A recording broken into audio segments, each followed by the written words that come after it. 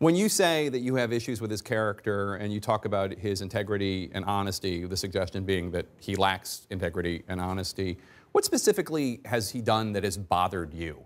What is the rhetoric that has come from his mouth, his actions that trouble you the most?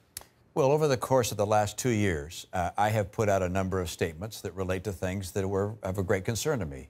The Charlottesville response by the president was something that gave me great concern. The support for Roy Moore in the Senate race was something I was very, very concerned about. His attack on the media, I wrote an entire piece about that.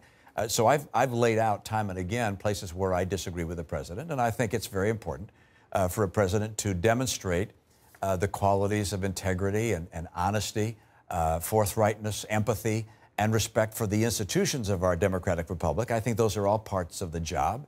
And while I agree with them on a lot of policy fronts and salute the work that's been done by the Republican leadership in Washington, there are places that relate to the, if you will, forming of national character that I think we can do a better job. Well, you've called him a fraud. I mean, in 2016, you gave a very strong speech was it in Utah or Arizona, calling him a fraud. Some people who are allied with the president, some people who are not allied with the president say, hey, you know, the president endorsed you in your Senate race and you accepted the endorsement. The president pointed that out today. You interviewed for a job with him to be potentially Secretary of State. What changed? Why were you willing to talk to him and accept his endorsement when you have all these reservations about him?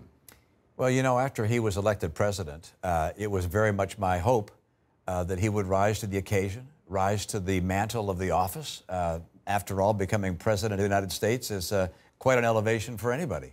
And he had said during the campaign that he could be extraordinary presidential.